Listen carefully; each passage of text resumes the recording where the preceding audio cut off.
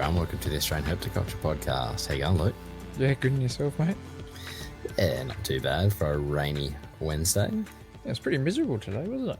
Yeah, I was obviously started a new job, so that was last week, and just been driving around, scoping work, and bucketing down rain, getting soaked in and out of the car.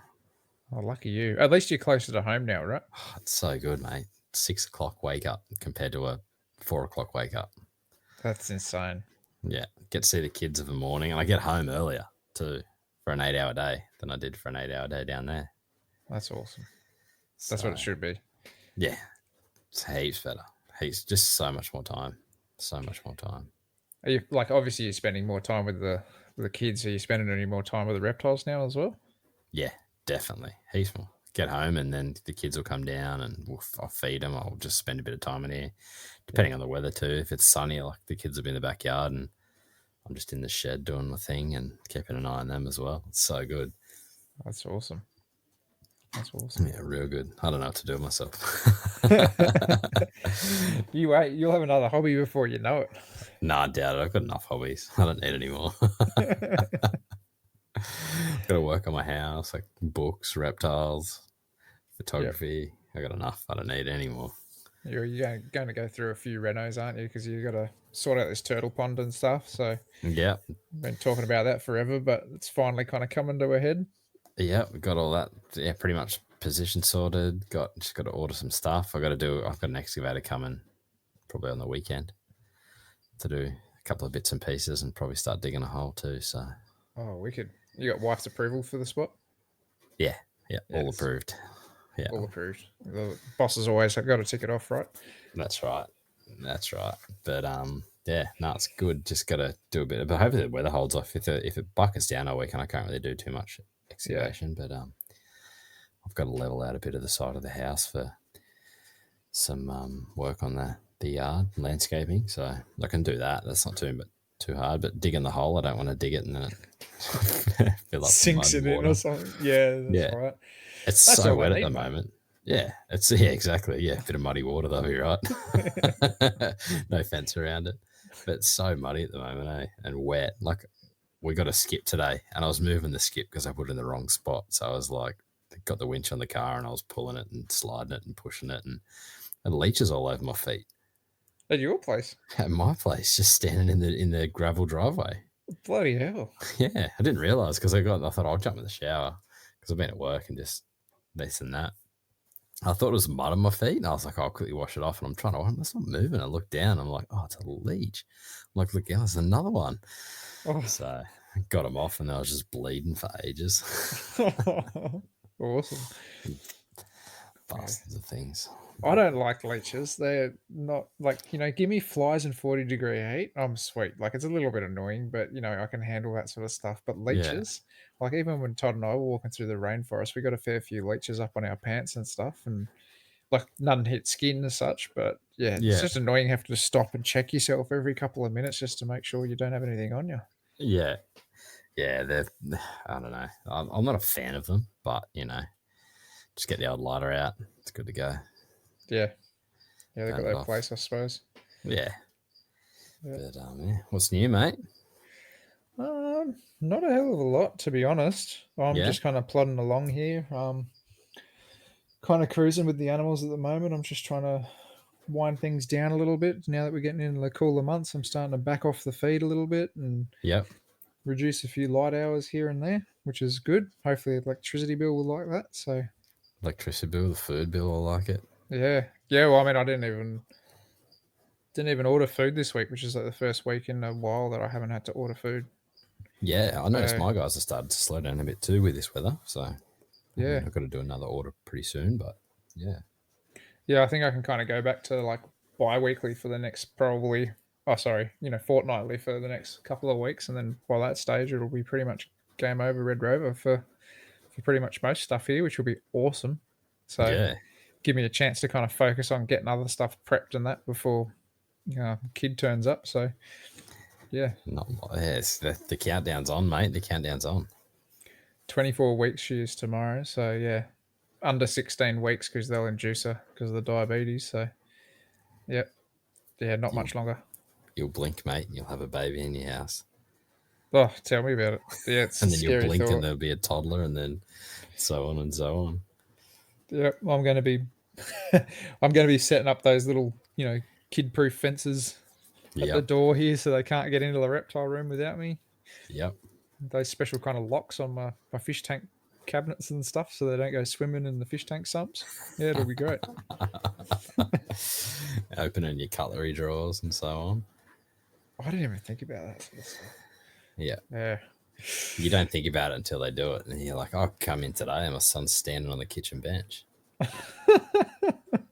eating a strawberry. He just helps himself to food now. I'm just like, what the heck? Mate, get down.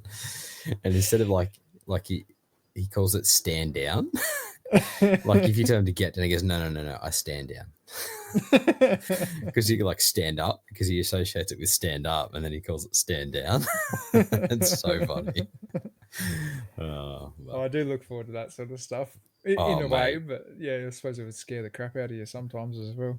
Oh, it does. Yeah, some of the stuff they do, but yeah, it's definitely awesome.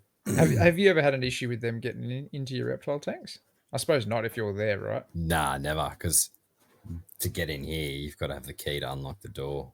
Yeah. So whereas you're a bit different, your room's in your house, whereas mine's in a shed out the back. So yeah, it's kind of isolated. The door's always locked. It's kind of isolated. But yeah, no, never. Even when I think I moved everything down here. But yeah, I did. I moved everything down before we had kids, and then I moved everything on. So yeah, no, I don't really have that that problem, so to speak. Yeah, well, I'll let you know how it goes eventually. Yeah, I've got a little while to wait till that sort of stuff happens anyway. But just put locks on everything, mate. Yeah, that's it. That's it. Yeah. Well, the fish tank cabinets do make me a bit nervous, just because there's like sump filters and stuff in there, and all sorts of gizmos in the marine tank that's like not cheap stuff. So you can get those cabinet locks and stuff, so they can't open the doors. Yeah. I'm not too worried about it. You've got a little bit. Why you got a little bit. I've got a couple of years, I reckon. Oh, not even.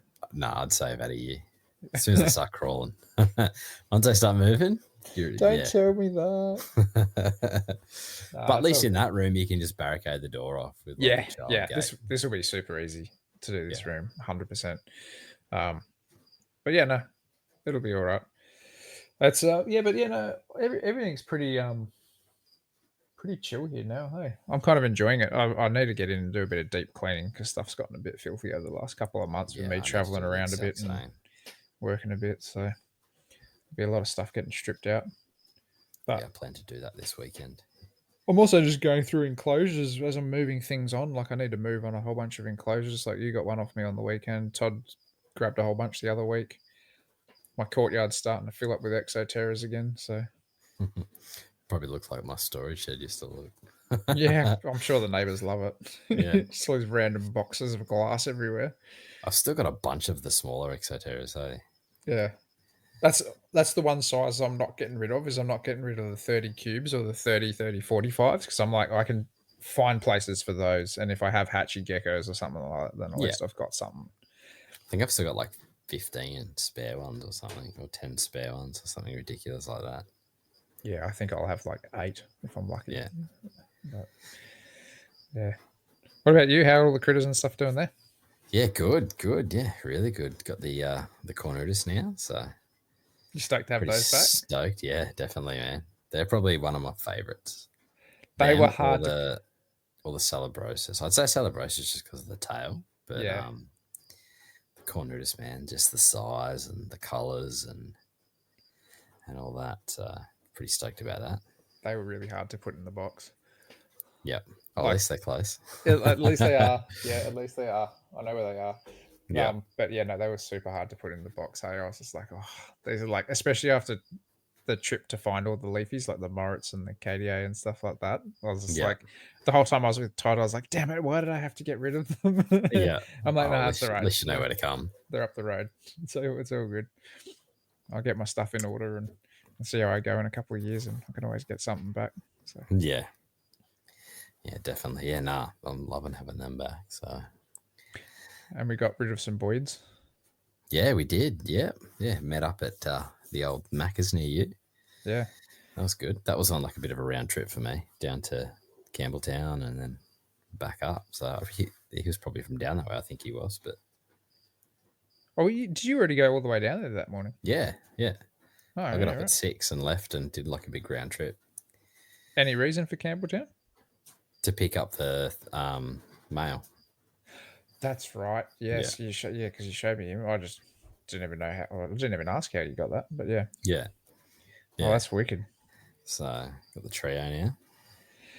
Yeah, I turned around to Jason and I was like, "Are you going to organise to get a mail, Cornutus?" And Jason's like, "I've already organised it. What are you talking about? These things aren't that hard to find." I'm like, "God But damn there it!" was it was a bit of it was just a bit of dumb luck, really. I've been Yeah, looking for, like, we've been speaking about these leaf tails, getting them off you for yonks, and it's taken me till like it was last week to get. I had a mail and that fell through, and then got this one lined up last week. I think it was. I am Maybe the glad week that you before. got that though, because you just don't see too many of them kicking around. I don't even know who was. I think it might have been Cam Candy was actually asking me about Cornutus only recently. Yeah, I just told him to hit you up soon because I was like, at least you can get him in queue or something like that for yeah. any possibilities. But because I was those actually girls are chatting pretty with. much adult size now. Yeah, they are. Yeah, definitely. Yeah, they're bigger than the adult male. It's about. I think he's about 5. But yeah, But here's a funny thought. So Mitch sent me a photo of the white berber that he got off me this year, not too long ago, like a couple. I think it was during last week. He's like, "Man, these things grow quick." I'm like, "I don't know about you, but I found that the leaf tails actually do grow really quick." mm, yeah. Mine always did from Yeah, hatchies up. Yeah, yeah. Because like they're really those, good eaters. yeah, You probably noticed that. Or did you? yeah. Yeah, like yeah, they're really good eaters. I've found with all my hatchies. Like I never, even as adults, you chuck crickets in, and you can generally watch majority of all of them eat. Mm, They'll even take off the tongs. Like mm. they're not shy when it comes to food. No, I really do rate them as a gecko. Hey, like it's one of Yeah, those geckos where I almost think because they were so easy for me to keep, it wasn't so exciting, but they are yes, exciting in their own right. Like yeah, if as far as aesthetics, as far as enclosure, like setups and stuff that you can make for leafies and all that, like it's they're awesome. They're perfect for it, and like yeah, they make really really good captives. But I almost feel like like Hatchie Stroffs, for example, I'm like delicately putting like tiny, tiny little crickets and stuff in with these things, going, "Oh no, that cricket's too big." Whereas like Hatchie Leafies, they were just bulletproof off the bat. They just smash yeah, whatever you put in front of them. yeah. I always found that with them. Like you chuck at like a couple of crickets in, and you'll just watch them. They'll just come straight down and eat straight away. Yeah, Like I never had issues with trying to get leaf tails to feed. Not once. Not that I can think of. yeah. I never lost a leaf tail Hatchie. Not that I've like bred mass numbers of them, but after breeding probably I don't know at least 10 white berber or something like that. I never. Yeah, neither have I. I've had ones not hatch out, Yeah. go the full distance and not come out of the egg. Mm. But yeah, I've never lost. I've lost obviously older adults and stuff. Like Yeah. you buy adults and someone tells you they're 5 years old, only to not be 5 years old, and Yeah. then a couple of months later they're just or even a year later. But Mm. yeah, never lost a hatchie to not being able to get it established. Yeah, that's good. They're definitely a pretty hardy gecko if you can keep them cool enough. And they can still withstand a little bit of heat. Yeah, Short, definitely. Yeah, short bouts of heat. yeah. I most definitely like my room gets to like 30 Yeah. on like a really hot day, and I've never had an issue. Yeah. I've got an air conditioner, like an old one that not the like the portable ones. I've got one of them for like a just in case it gets over 30. But Yep. yeah, once it gets to 30, that thing kicks on. It only cools it down about 2 degrees. Like you said, it's a 16 degrees and it only cools the room down 2 degrees. But it's still that 28 degrees is better than whatever it'll get to. But Yeah, 100%. That's weird. Like, have your boys slowed right down? yeah, really slowed down with food. Yeah. Usually, like they'll be like now this light's on. You'll go down there and they'll be like give me some crickets. But yeah, they're just kind of perching up and doing their thing now. Yeah. Getting ready for the winter. Because with this last few days have been real cold too, like the mornings. It's kind of freaked me out a little bit, hey, because like I'm not putting the two and two together. Like I'm just not in that mindset yet. Yeah. And I'm like walking around and I'm like, where's the depressor? I'm like, he's not out. He's not like, because usually he's like scraping around at the front of the glass as soon as he sees me for food. And I'm like, oh shit, don't tell me he's dropped off the perch or whatever. And there he is, like Yeah. all tucked into a log. He's like, hey, just leave me alone. Just I'm like, getting oh ready yeah, to bunker down. yeah. I'm like, oh, that's right. I got to stop feeding you buggers soon. So Yeah, I think that's the other thing with the leaf tails too, is they'll generally feed all year round. all year round. Yeah. But those warmer species Yeah. tend to bunker down over the winter and you don't feed them as much. But I slow the feeding down for the leaf tails, but I still feed them. Yeah, I did the Pretty same. regular. Whereas like arid stuff would be like, nah, no food whatsoever. And then like leafies, I might just toss them some crickets once a week or something like that. Just to, like they're out hunting, so why not? Yeah, oh, definitely. Like I said, I think I said on the one we did about leaf tails, I'd kept them outside and it was like single digits and they're still hunting. Yeah. So, which I was just blown away. I was like, whoa, this is insane. Doesn't surprise me. Like a couple of the places that Todd and I went, like when we didn't see them out at that particular time, but it was icy. Yeah. Yeah, and we're not even into winter yet. That's right. And it's, so you can just imagine winter, but in those areas too. Yeah, I was pretty glad that I actually packed some like warm clothes on that trip because I wasn't actually thinking about it. Because like after coming from the territory and then doing that, I was like not thinking sleeping bags and tracky pants and hoodies and stuff like that. Yeah. Actually, Cam messaged me actually because he was talking about going to see some at the end of this month, I believe. Trying to get up there at the end of the season. Yeah. Oh, cool. To tag along, but I won't be able to make that because I've started a job. But he's going to try and tee up another one towards the end of the year once the season kind of kicks off again to tick off a few of the species. Yeah, sick. So, if I happen to be able to sneak out, well, I'm happy to join. But we'll assess that when that goes. You might be a bit preoccupied for the first couple of months, but no doubt. It's not that you probably wouldn't have the time to go away. It might be also the fact that you don't want to go away and you probably shouldn't go away. But But no, I was be honest, I couldn't make that trip. I was probably more looking forward to seeing some of them than stuff in khaki, except for the OP. I would have loved to have seen the OP, but yeah. Yes, well, seeing an OP apparently has a whole bunch of issues in its own right. So yeah, not that we'll get into that now, but yeah, that was amazing. I'm not going to lie. Like I've got it as my desktop background here. Yeah. Every time I turn on the computer, I'm like, haha, got to see that. That's awesome. Yeah. Well, that's when you put that picture up of the Tristis the other day. I was like, I didn't think you saw Tristis on your trip. I thought that was a picture from your trip. Yeah. But it wasn't. It's a picture of one of your enclosures. Yeah. That turned out awesome, eh?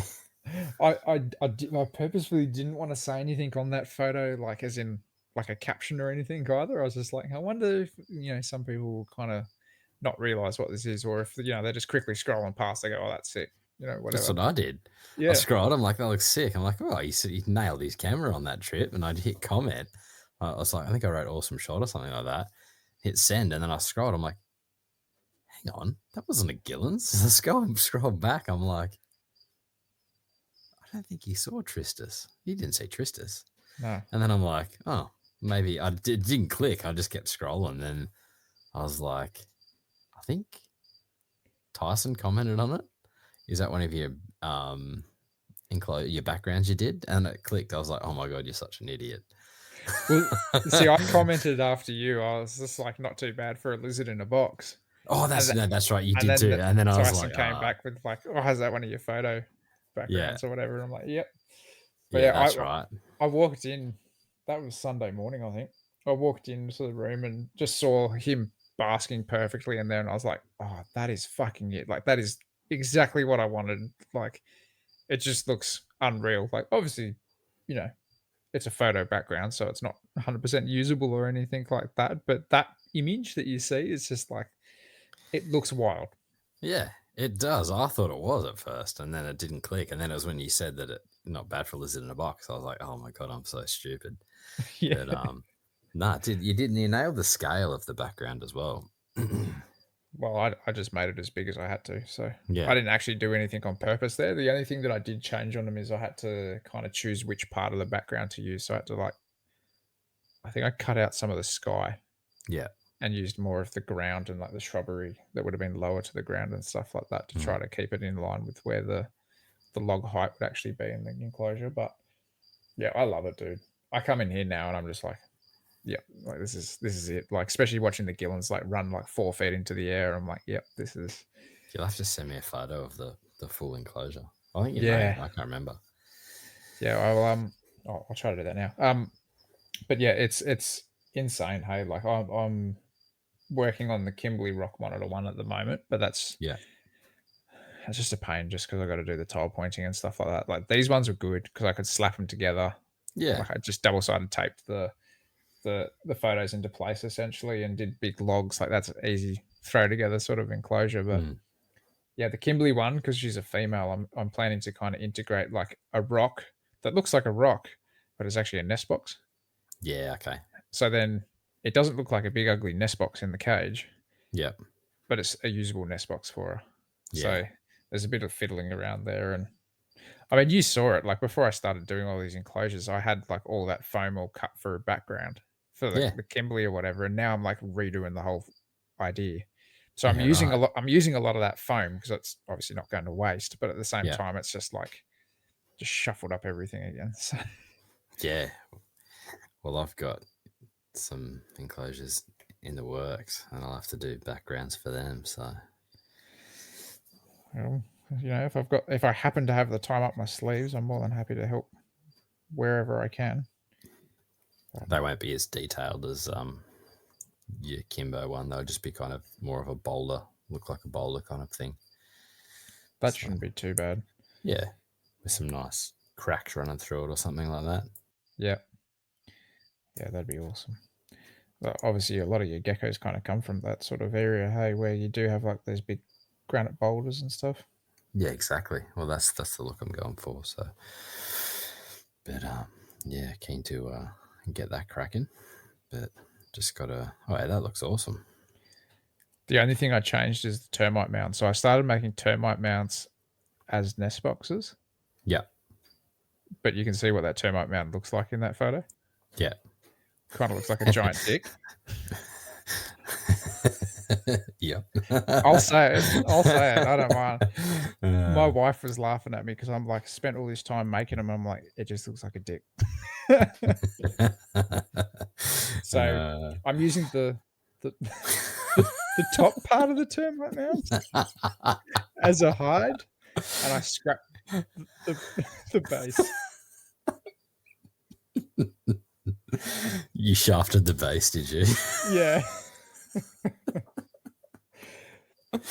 but Uh, it's good because the top of it's still hollow, so the gecko the monitors can get into them and use them as a hide still. So yeah, for anybody at home, these things uh, legitimately look like big orange penises. It's not yeah. great, but yeah.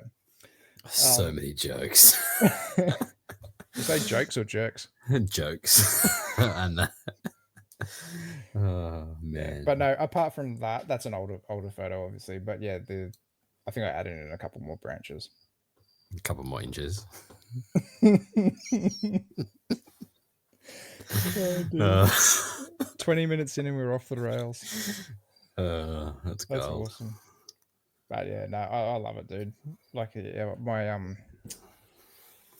my in-laws and Danny's grandparents were up here on the weekend having coffee just after we saw each other, and Yeah. they couldn't get over those enclosures. Hey, they were like, "Oh, that's so cool."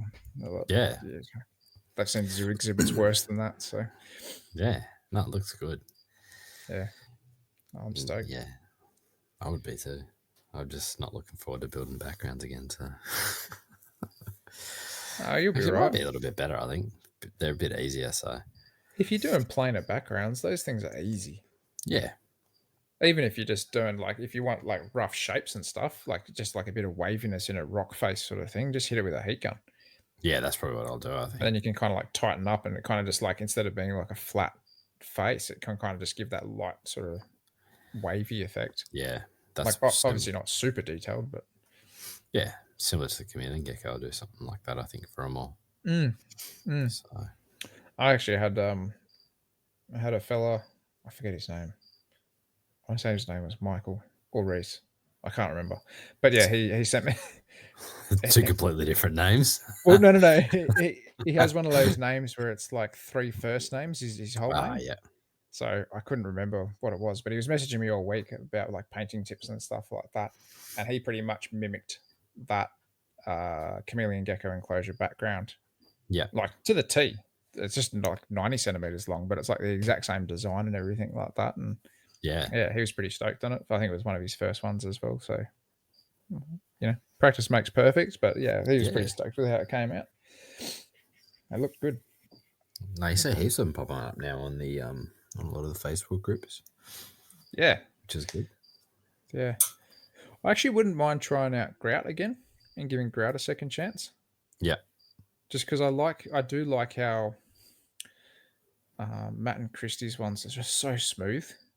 yeah, okay, I can't seem to get the smoothness to these backgrounds. So I'm always trying to use the streakiness of the tile pointing to my advantage to look like natural rock. But yep, like I just love how some of their stuff's just like that real smooth texture, yeah, But yeah, I unless I just spend more time with the pointing and I'm like, do layers when I'm actually home so I can kind of just wait for that yeah. perfect moment to smooth it out. Whereas I'm And kind of hit like, it with a wet brush, kind of thing. yeah, I'm kind of like usually putting pointing on before I go to work or after just before I'm going to bed or something like that. So I'm not waiting around for an hour or two to kind of, Smoothing it out. yeah, yeah. Tell you what, these hopping mice, they're eating me out of house and home. How many you got now?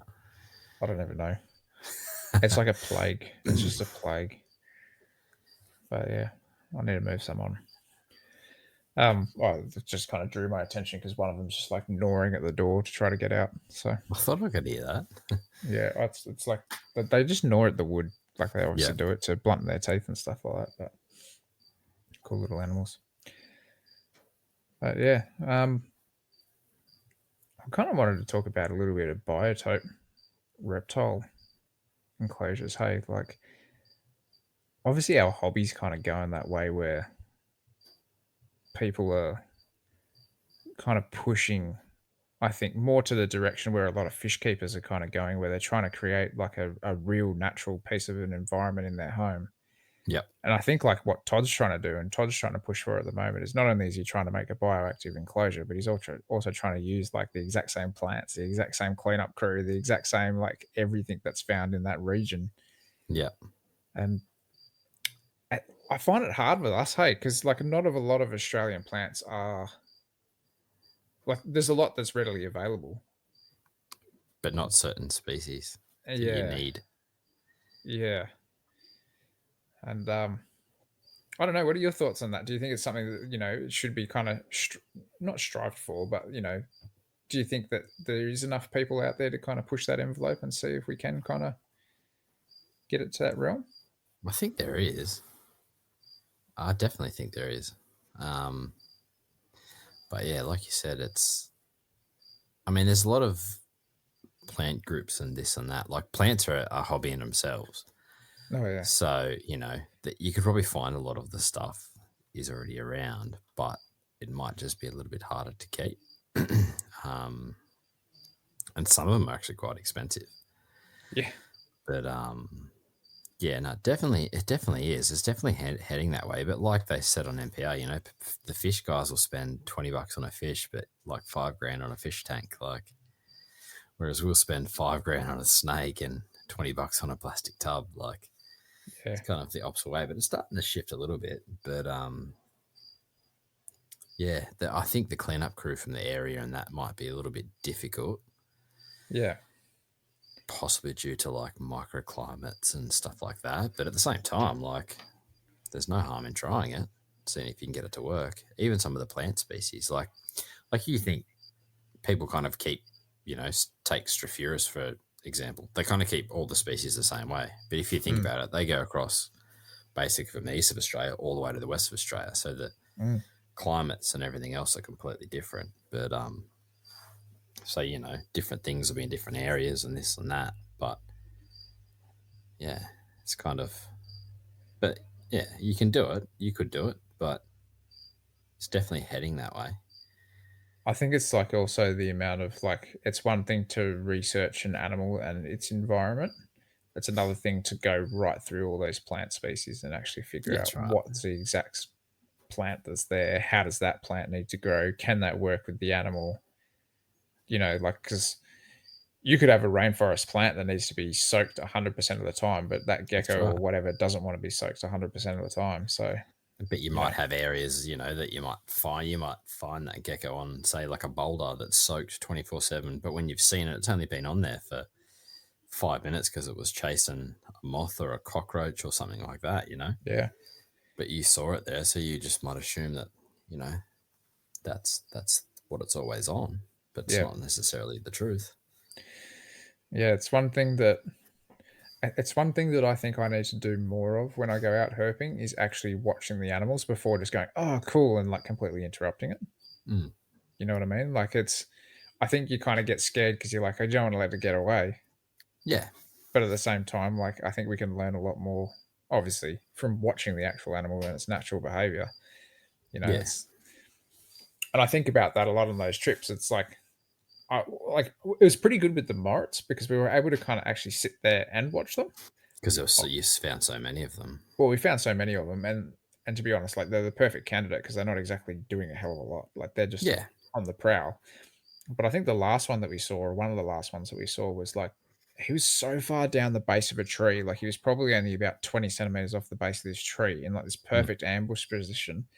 I was like, I think we sat with it for probably close to 10 minutes. I was like, I would have just loved to, like, a bug just, like, I think even Todd went looking for a bug just to see if we could get entice him it. to get a Yeah, feed, sort of thing. But but in saying that, you found someone the toilet wall. So like, how far do you take?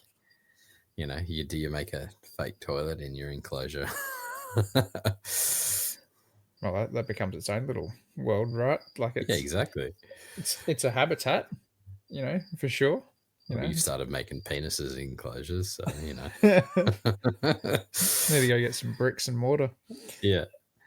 But yeah, like yeah, I guess if you have a species and you can kind of, I guess that's where the naturalistic kind of comes in to a degree. Like you can keep it naturalistic, but it doesn't have to be 100% like the biotope from that or the microclimate from that area. Well, see, that's where I think it's like completely different. Is like naturalistic's awesome. That's what I go for in a lot of stuff. Biotope's kind of like the heart of the hard sort of stuff. Like you're not going to Mm, be able to track everything down unless you're literally getting stuff from that environment. mm. But that's where you kind of go. You know, do we want to strive for that? Like, obviously, some people want to have a goal to go towards something like that, but it's not necessarily achievable. But at the same time, that's kind of like the pinnacle. I think where Mm. it'd be awesome to be able to do that with the microfauna, with the same genre of worms or whatever's in the soil there, the same isopods, all that sort of gear. Like it'd be awesome to be able to do that with every species. It's obviously not feasible, but Yeah, I'm just trying to think off the top of my head if I've seen anybody doing that in Australia. I haven't seen it, but it's not to say that someone isn't doing it. Because there's guys doing it with fish in Australia, Yeah, like Australian native fish and stuff like that. And like that's what got my cogs turning. I'm like, obviously the fish guys are generally a little bit more advanced in a lot of ways that they're doing things. so are they But going and getting the water from the area and all that kind of stuff as well, or like to the point where they take their glass box to the river, or they'll or, get or jugs to the river, kind of like to fill up yeah, water and and soils and yeah, plants and all that sort of gear, and yep, yeah, right. take it home, put it all together. Depending on the fish, they'll get the fish there too. That's pretty cool. Yeah, like it's kind of crazy because I've seen some people where they'll do like a little GoPro shot like underwater or whatever, and then they'll just mimic it and then like Oh wow, zoom out, and it's like, oh, a that's in fish a tank. glass box. Yeah, So yeah, I mean you could, But yeah, at the end of like, Well, you I can't think do that. You can't go and that's I mean, like can you? I don't know what you can if you can take plants and stuff. Can you? I don't know what the rule is with I don't know. I suppose native if it's plants natives, and then it's supposed to stay native, isn't it? It's supposed to probably be. protected, yeah, or Yeah. something like that. But I know you can buy native plants and stuff. But yeah, I mean, you could. Yeah, it'd be hard. I reckon it'd be hard. Well, it got me thinking because, like, obviously Todd and I were at that ranger's hut or whatever, and there were those And you had the plants there for plants and sale. stuff. And I was like, But well, they there's the might not do well in a closed terrarium too. Like, that's it as closed well. lack of airflow, You might have to they might, once you nailed it, you might be lucky, but you might plant it and they might all die because there's not enough light, there's too much light, there's not enough airflow, it's Yeah. too humid. Not human enough, whatever it is. Yeah. I mean, Yeah. definitely worth something cool to try out. I'd just like to try it. I think, yeah, like it'd be one of those cool things to be able to have the opportunity to be able to do it and tinker around with it. Like, I don't know. I was even thinking the other day, I was like, oh, I should, with all my spare time, I should do it with just like some local stuff or something like that and see if I can kind of, like a local rainforest or something like that. See if I can tee something up and put something together. Doesn't have to have a reptile in it, but just Yeah. a glass box with the plants and just see if it was possible. And then I took a look at everything I've got going on, and I'm like, I don't have time to muck around with a glass box with plants. Not just yet. Yeah. I mean, yeah, you definitely could, but I think it'd be hard. But this is the thing: some of the species of reptiles, and that their range is huge. Yeah. So, like, Yeah. some of the a lot of you think of some of the stuff, 100 Ks, this and that, even bigger. Ciliaris, for instance, they go like, I mean, there's probably needs to be a bit of work done on Ciliaris, but they go right across Central Australia. Yeah. Yeah, there definitely needs to be a bit of work done there. I had some interesting conversations with Rick about those. Yeah. Actually, speaking of Rick, did you see those crazy yellow Ciliaris yet? I did. I like that picture today. They're like awesome. neon. Yeah, all up the back. Yeah. He's probably been working on them for a while. Yeah, he's good at that. He just tinkers away, and as soon as he's ready to tell anybody about anything, he brings it out. Those things are yellow, awesome. Though. They'd be super orange when they change colour. Grey and orange. I wonder what they look like as hatchies. Probably the same, but just... yeah. I reckon they'd be the same. They look awesome, though. It's like basically head to tail yellow, all down the back. Pretty much. So there's a bit of grey mottling and stuff on the sides of them and their legs, but yeah. Awesome little geckos nonetheless. But yeah. Definitely awesome. Bit of work there for sure. What are your thoughts on cohabitating reptiles of the same species? Cohabiting? Mm. As in geckos or frogs or... anything. From the same species? From the same species. It's one thing that I know you and I practiced a lot, right? Yeah, I was going to say I pretty much do it with everything. Yeah. Yeah, I pretty much I've always just got trios or pairs of geckos, frogs, everything. Yeah, everything's pretty much. The only thing I generally don't do is when they're hatchies. I'll generally try and keep them separate. Yeah. Or I'll keep the clutch mate. Like with geckos, it's two. I'll keep the two together, just purely just to make sure they're eating. Yeah. And if I notice one's growing quicker than the other, then I'll separate the other one. Them, yeah. But generally, I'll keep them separate. But other than that, geckos, I'm always in pairs or trios. And depending on the species, sometimes I'll even have two males in there as well. With geckos? Yep. I've done it with white berber. I feel like they're an animal that you could get away with that quite easily. Yeah. I made sure I didn't just have, like a background and one stick. I had cork bark tubes. I had cork bark stacked on cork bark cork bark up against the background. So, they could wedge itself in between the cork bark and the background, and the other male could be in a cork bark tube. Yeah. So they basically had their own separate areas pretty much.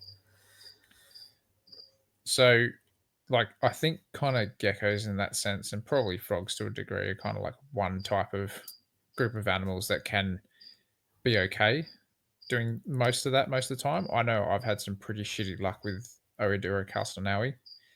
And also cave geckos. Yeah, okay. You had bad experience with those. Yeah, I generally kept them separate.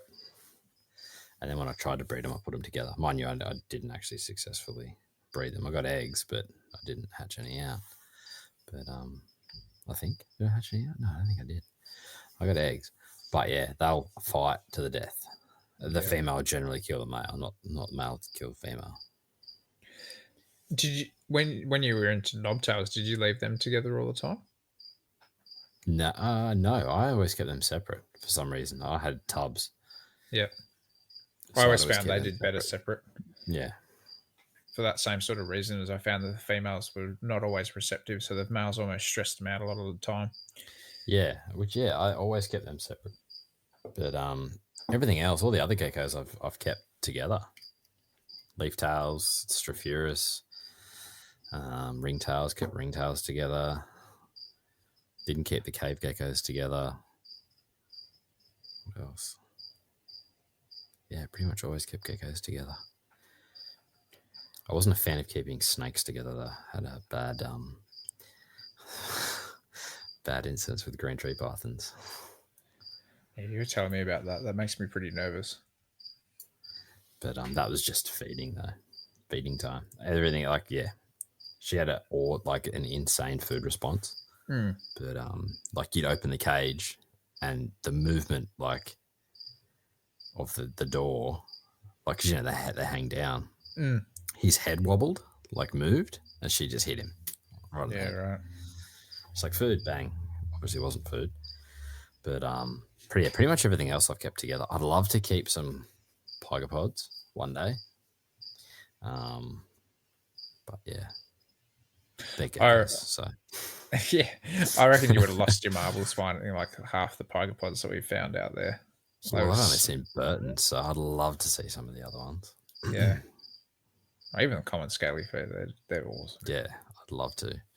But yeah, no, I've always kept, with geckos, I've never really had a second thought, except for the cave geckos. I've always, generally kept them together.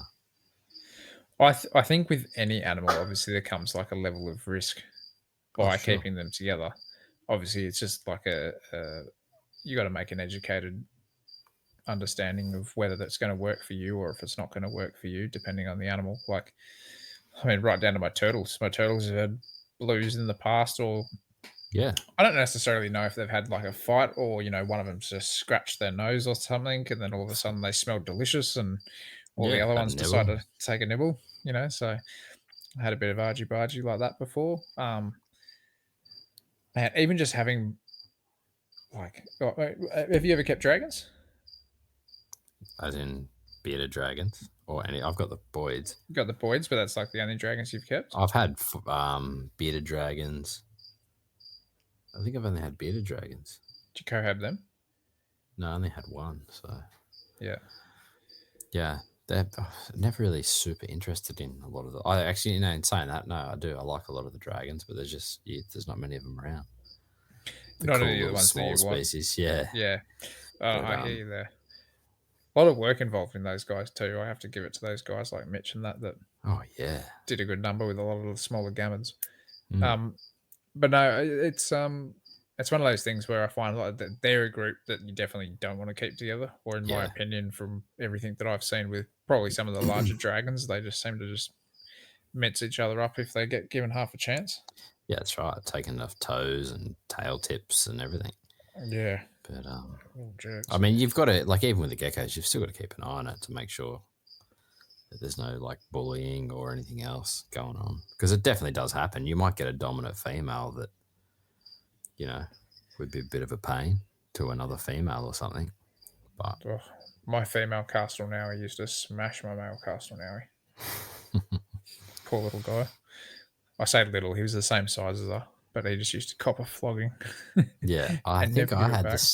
the same with them as well, from memory. I think it was the female. Yeah, I think it was. She was bigger than the others. And yeah, she was a bit of an aggro, especially food. Like soon as food would go in, it was like a free for all. Yep. They see a cricket run, and then they'd both go for the same cricket. And then one would grab the cricket, and the other one would grab the cricket and try and grab the other one's mouth or something. It's like, oh, let him go. Yeah. But yeah, I mean, I even thought about doing different species cohabs as well. Yeah, well, that was the next subject that I kind of wanted to get into Yeah, is talking about that, because obviously, like, if you have an enclosure, well, not obviously, but if you had an enclosure big enough and you had two species that you kind of lined up that more or less had somewhat different requirements, I think that yeah, it could almost work as long as they're like take for example that guy that I got the Moritz leaf-tail geckos off. He had the Moritz in with angleheads, yeah, and the angleheads would come out of a day and hunt around and do what they needed to do, yeah, and then they went to sleep, and then the Moritz came out of nighttime and did yeah. that. I thought about doing it with cornutus and prickly forest skinks. I think that would be a good one to do. Yeah, because obviously the forest skinks, you barely see them during the day, but of a night time, you're definitely not going to see them. And then the night time, the cornutus would come out. I even thought about doing it with chameleon geckos and forest skinks, but the only thing I think you'd have is the forest skinks might piss the chameleon geckos off during the day. Well, because the chameleon geckos are on the ground underneath Yeah, stuff, aren't they? yeah. So they might be running over them and this and that. But And you could do that combination of cornutus and forest skinks now too. yeah, I've thought about it. Definitely thought about it. But what I'd do is I'd have a nice tall enclosure, Yep. and then down the bottom I'd have a door, but I'd have a large bit of like clear perspex that'd sit in the enclosure, so like a full door, so you can still see through. Because I don't like not being able to see in. Mm. Like I like a larger door and just have this big piece of clear perspex that's actually in the enclosure, so it's like another lip. So if you open the door, the forest skinks can't jump and run out. Mm. They are quick. Yeah. But yeah, I've definitely thought about that. I thought about that years ago. But yeah, I've just never done it. I still might. I've heard of people doing Cordylineatus and Depressor together, Okay. but they haven't had success breeding them when Might they've be been a together. stress. Yeah. Yeah. Well, they should. I mean, you hear people doing like blue tongues and shinglebacks together and stuff. But Well, half the time they come out with hybrids when that happens. yeah, exactly. But well, that's the thing. So yeah, they're kind of,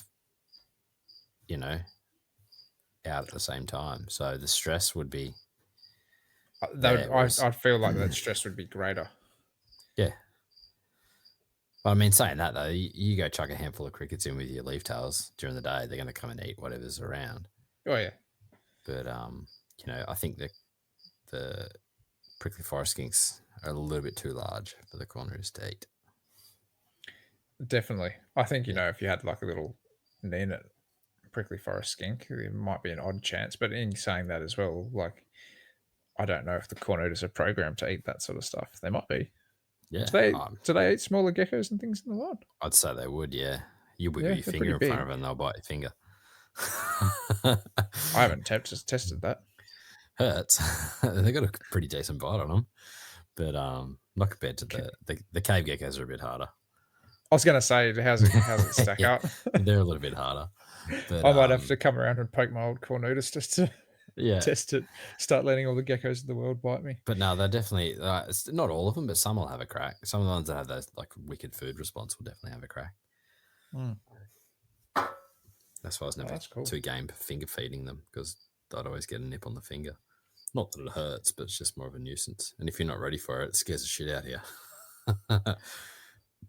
I actually recently thought about building an enclosure together for some of my aberrants and my beaded geckos. Yeah. Because I was like, you know what, like they're not adult aberrants. It couldn't be adult aberrants, I don't reckon, because I reckon they would probably take a pretty red hot go at the bearded geckos. Yeah. But in saying that, like they're kind of a similar sort of arid species where, you know, if you had a big enough land area, you could probably get away with the beardeds down low and the aberrants up high. Hmm. But again, that comes down to are they going to stress each other out of a nighttime, Yeah. being that same sort of shift. Yeah. And it's something you got to think of, though. But at the same time, like, not everyone should just go chuck whatever they want together and No, not hopefully at it all. works. But No, that's not a what we're little trying bit to of promote planning here. and no. Yeah. I it got my cogs turning when I heard I forget his name. I want to say it was John Digby. Was the guy that I got the Moritz off. And when he was telling me about that, I was just like, "This is unreal." Like, you know, it's especially you know, an older gentleman that's, you know, Hmm. got a bioactive tank and he's got two different species, and he thought it was the bee's knees. He's like, get up during the day, and the angleheads are away. Check it out at night, and the Morits are up. You know, like that just seems like the perfect sort of combo for what they Well, are. they're from the same area too. So, like, I've heard angleheads can be quite nasty though, so that's what kind of got me thinking about it. Like one of the young fellas at work, he's got some angleheads that'll try to take his finger off given half a chance. my boys are like that. Are they? Yeah, they're aggro. Yeah, right. But I mean, I don't handle them or anything like that. But they'll come in and take crickets off you and stuff like that. You open the door. If you got a handful of crickets, they'll be at the door. Mm. But if you go try and pick them up, it's all throat puff and mouths open, and it's fun. I like it. I do like a spicy animal like that, Yeah, but at the same time, every now and then you're like, need to turn it off. Yeah, the male's pretty chill, but the two females. But yeah, like it's definitely something I've always wanted to do, like a nice large enclosure Yeah. with different species cohab. But The green tree python exhibit at Taronga Zoo. That's green tree python and white lip tree frogs. I thought, I yeah, think I don't know if we've spoken about this before. I don't think we have, but that'd be pretty wicked. Yeah, imagine having some big frogs in with a snake like that. Like You'd almost be worried that the frogs would eat the snake. Yeah. Especially those big buggers. Well, I think it is an adult male green tree python, and from the video that I saw, I think they had it on telly. It was It's a well big fed. green tree python. Yeah, It's well fed. it made my big female look small. So It's a more complete chondro green tree python. XXL. Yeah. Yeah. You know, but like that's an interesting combination too. 'Cause, you know, I personally wouldn't have thought of doing frogs with a python, regardless if the python's only got a taste for rats or rodents or whatever. But you know, it obviously works. I think the frogs were actually. I think the whole reason for the video that I saw, I think they were taking the green tree python to a vet for a checkup because the frogs were giving it some stick. Okay. So, you know, little frog like, yeah, well, I say little frog, still a big frog, but when you're versing, you know, more complete chondro, it was you know, next level. So Yeah, no, I've definitely thought about it. I still might. I still think I might with some cornutus and some prickly forest skinks. But I think that's an even matchup though. Like that's Yeah. it's not too out of the realm. Like if you're doing cornutus with a green tree python or a Boyd's forest dragon, like there's the odds are stacked against the cornutus heavily. yeah, the cornutus are pretty big. Yeah, but when you're comparing with it to the Boyds, like if you had, I thought about doing it with Boyds. If you had, like, say a background with like layers, so that they could get in between the rocks. Yep. And the Boyds couldn't. And the Boyds couldn't. Like I'm talking like 3 centimeters, and it's like actually like you could physically take it out and look behind it and just lay it back, kind of thing. Yeah, you could like a slab. but yeah, like a rock slab, like as if it was 2 pieces of like rock. You could, but in saying that though, you know, there'd be nothing worse than if your Boyds just saw this nice cornutus tail and just Mm. plucked it out, kind of thing. Like that's a Mm. possibility. But yeah, that'd be the worst. Oh Because yeah. it wouldn't. I don't think it would take down. Oh, don't get me wrong. It'd probably kill the gecko, but I don't know if it would be on its menu for lunch, size-wise, if that makes sense. Yeah, I think any accidents there wouldn't be intentional. Mm. I kind of think about something like that where like maybe the boids, if the cornutus happened to be on a branch of a daytime or something like that, Yeah, and then the boids is jumping around and lands on a cornutus and stresses it out, boids puts a claw in it or something like that, then yeah, that could be a bit more detrimental. But yeah,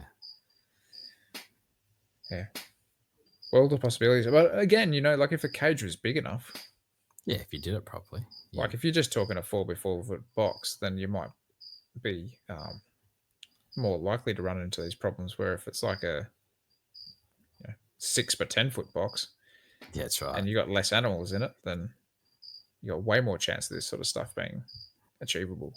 Yeah. I mean, yeah, I don't think you do prickly forest kinks and boys forest dragons. I don't think that'd end well.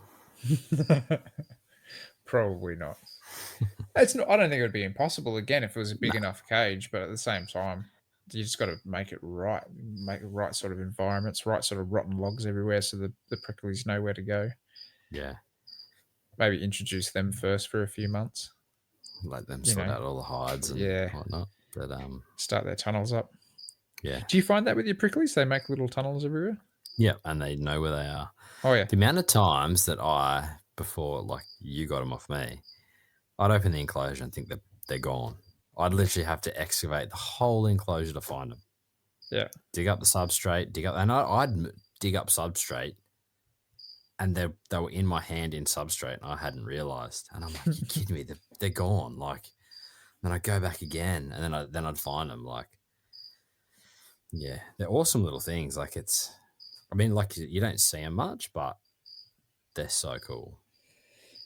That they are fantastic. I think if I don't think I'd keep them again, but if I was going to keep them again, I'd like to get a big group of them. Yeah, yeah, And I reckon that they might have more confidence in coming out if they're in higher numbers. yeah, Like when I say that, like half a dozen or something like that, yeah. just to see if that increases it, or you just at least get the odds of potentially seeing one Seeing out when you're looking in your cage. Yeah, Because like when I had two of them and I had to keep them separate because I had that hatchie and the big one. I'd see the hatchie because I had to lift up the log to check it in like the yeah. little tub that it was in, and then the big one, like when I was trying to get it out for you, I'm like, oh fuck, I reckon it's I don't know where it is. I don't know where It's it gone, I is. think. Maybe it's kicked the bucket in here. Yeah, Who knows? Because yeah. I hadn't seen it in months. I'm feeding it crickets. The crickets are gone, but I haven't seen it. Yeah, get it replaced with turds. So that's when Yeah, they're still there. So yeah. I mean, you could do the enclosure so you'd like, the leaf litter, if you didn't have it such a thick layer of leaf litter and just maybe like one big, nice, rotten log up the middle, and like, not as dense leaf litter, yeah, then you might see it a little bit more and, scattered plants, not so full on. But yeah, yeah, I think you'd have to design the enclosure. That's what I plan on doing, so I can actually maybe see them a little bit more. yeah. But and keeping them on the ground so they're on that low level. Yeah, they feel like they're down low. Yeah. Might just do a nice tall wide enclosure and just chuck the cornutus in there as well. See, even something like a 90 by 90, something like that would be awesome for something like that. Like if you did Yeah. a pair or trio of cornutus, then you could have a fair few forest skinks on the floor there Yeah. and something that size. It's not like they're big. Nah. No, not at all. But yeah, it's still a thought. I think I'll probably still will toy around with the idea. But yeah, I'd like to get a couple more of them. Like you said, just have a little colony of them. Been saying that if I had a little colony, I might just keep them all together in one enclosure. Yeah, let them be. See Yeah. if you could reproduce a few. Yeah. 'Cause they're not a common skink in the hobby. No. I think Mitch got a couple out recently, didn't he? Yeah. I think Marcus had them for a while, but I think he moved on a few of his. I think he had to Yeah. make room for some other sort of skink. But yeah, good little skinks. Yeah, I just like them. Because it's that like It's that area that I like, that type Yeah. of enclosure and the forest. Like I have a thing for rainforests. I always have, ever since I was a kid. I don't know whether it was the fact that I'd go, not so much that it was a rainforest that I'd go to, but it was a big like waterfall and like Summersby Falls. Well, like we grew up right near it, so we were there all the time. So it's got that rainforest feel. Like Yeah. I've always loved rainforests, and then to keep stuff that comes from a rainforest, Yeah. I've always been drawn to that type of species, I think. Did I send you that photo of that skink that we found in that rotten log in the rainforest? I don't think you did, no. I don't know if it's I don't actually know the species of it, but it was such a beautiful little skink. We were watching it for a fair while. It was just kind of like half poked out of a log Yeah. when we were there. But yeah, man, it was so cool just to see this little guy hanging out of this thing. I'll have to send you a photo later on. Yeah, that's the thing with skinks. Like, they look awesome, but I could not tell you what type of skink it was because there are so many different types of skinks. Oh yeah, it's a complete wormhole, right? Yeah, that's why I love these like complete guide to books. Like you flick through the skink pages, and it just goes for like hundreds of pages. Yeah, yeah. It's it kind of puts you off almost because you're like, man, I can't like keep all this stuff in my head. It's just impossible. Well, that's like a guest last week. How awesome was that? That was an amazing tour. I was like, I didn't. I like after the podcast. I think I said, "Yeah." I'm like, I don't know if I even said anything. I was just too busy listening. I was just like, that was such a good guest, man. Yeah, I really enjoyed that. It was a good chat. I may have gone and bought a few more of his books that I could find after that. I don't blame you. Yeah. I didn't realize how many more he did have. Like it was cool to see like his list of papers and stuff like that he'd helped write or he had written. Sorry, and yeah, for anybody that hasn't listened to that episode, we're referring to Steve Wilson. Yeah. But yeah, no, that was a crazy episode. I really enjoyed that. Yeah, so did I. It was really good. But I grabbed you a copy of one of his books too. Oh, did you? Yeah, the lizard one with the monitor on the cover. Oh, that's right. With the Glebo. Is that the Glebo? Yep. I think it's a clear. I remember you telling me. Yeah, sorry. I'm losing track of time. But I found them, 2 of them at a good price. So. Oh, wicked. Thank you. I was like, I'll grab that. But my bookshelf's filling up, dude. I need another one. I'm not quite to that stage yet, but I'm on to my third shelf, I think. I got a nice new book the other day from Matt Somerville too. That one rocked up. That was the Snakes of Australia, wasn't it? Or something? Yeah, Snakes of Australia. I think it's called. Where is it? What snake did it have on the front? Oh, yeah. The legless lizard snake. Oh, somebody made a blunder. Yeah. I think it was it Matt telling us that when he went to a market and there was like a lady had a table and there was like 15 of them on the table. That's where he got it from. And he goes, I wish I just bought, in hindsight, like I should have just bought all of them. Because obviously, once they worked out that they wasn't supposed to have a legless lizard on the cover, they all got pulled back from the bookstores. So yeah. I wonder how that even happens. They just chuck whatever they want on the cover. Is it there? Yeah. Yeah, right. Because the same thing happened with Steve Wilson. What lizard is that? The second, so I'm pretty sure they did a reprint. Yeah. I think he was saying it in the podcast. I don't know if maybe he said it before. I'm not too sure. It might have been after we were chatting. But it has a frill neck lizard on the cover. Mm. He didn't want it to have a frill neck on the cover. Oh, right. Just because it's such a common thing. That one, yeah. He wanted it to just have like a different lizard. So I think there might actually be 2 versions of that. Should have had the lizard that's on the inside cover. Yes, my favorite. That is an awesome shot, that one, eh? The chameleon gecko. Yep. But it's like the chameleon gecko is like staring you down. It almost looks like very frog-like in that photo. Looks like an alien. It's got It a actually chest does. armor on.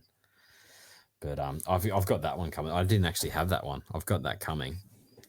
Should have told me. I have 2. That's like really? the one book I've got 2 of. Oh, well, there you go. Oh, well, there you go. I'm pretty sure there's another version of it, like a first edition with a different cover. Yeah, right.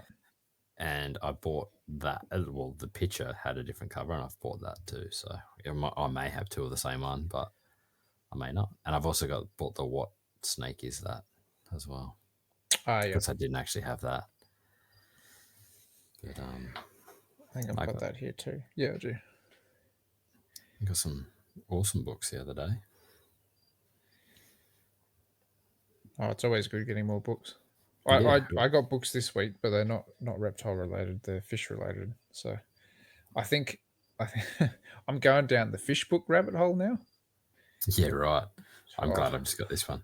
I got Dragon Lizards of Australia. Oh, Evolution, cool. Ecology, and a Comprehensive Field Guide. That one's pretty cool. I'd show you. Who's that one by? Jan Melville and Steve Wilson.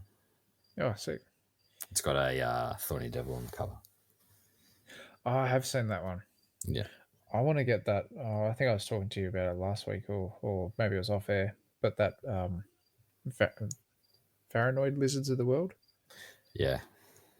I think I have that one. I'm pretty sure I do. What body part of mine do you want for it? No, I'm pretty sure I've got it. What's the cover again? I can't remember the cover. I can't remember what type of goanna it is, but it's something that's like standing up on its back legs. So I'm going to assume it's an Australian goanna. Is it Panoptes? Potentially. What's he going to say? I'm pretty sure I do have that book. Yeah, I think I'm pretty sure it's Panoptes on the front. Yeah. Yeah, I'm 99% sure I've got that one. Looks like who's the author? It is Eric R. Pianka. And Dennis R. King with Ruth Allen King. I need my glasses on. Yeah, Ruth Allen King. Yeah. I think they could. Yeah, it's in English, this one, so I want to say potentially it was a German-based book or something like that. Yeah. Yeah, I'm pretty sure I have it. Oh yeah, I've got it. Yeah, the biology of Varanoid lizards. Yeah, I've got it. That's weird. Yeah, I think I've bought that years ago. That one. That was like one of the first ones I bought. This one? Yeah. Yeah. Oh, hang on. That looks a bit different than my one. Yeah, because when you said biology, I was like, hang on, that doesn't mention biology on the front. I'm sure it is about it, but I'm pretty sure I have that one. I'm trying to find. I'm looking on I can't see my bookshelf anymore properly. I'm pretty sure I've got that one. There you go. Oh well, if I don't, that's something else I got to get. Just add it to the add it to the list. Add it to the list. I'm still chasing down a bunch of coggers. Yeah, I need heaps of I don't have any of the 6 editions. Like I've got a bunch of the other ones, but I don't have any of the 6th edition coggers. Matt's got one, but I've been chatting with Matt. He's got one. But it's well used. Okay. It's been around the country. I'd say it's been around the world. But yeah, I definitely need some of that's the one with the green tree python on the front cover. Okay. Yep. Yeah. Good stuff. But yeah, you can never have too many books, mate. Never have too many books. No, that's it. I just need more time in the day to read the bloody things. Yeah. Definitely. Definitely. Yeah. And magazines. Huh? And magazines too. Yeah. Yeah. Yeah. Oh, my wife got me a Coral magazine subscription for Christmas, so I had my first one of those turn up. It's like every 2 months you get a copy. Yeah. So they still do magazines in the coral industry, do they? Yeah, I don't think it's like well, marine fish tanks are a massive thing, dude. Like Yeah. I'd say they're bigger again than reptiles in a lot of places. So Yeah. Yeah, that was cool there. It's good to have a flick through that. But yeah. What do you reckon, mate? You got anything else you want to chat about today? Well, off the top of my head, man. We had one more topic there, but I reckon we save that for another day, to be honest. Yeah. Because that could almost be an episode by itself. Yeah. Yeah. You have those ghost moths going over your camera again. Yeah, I know.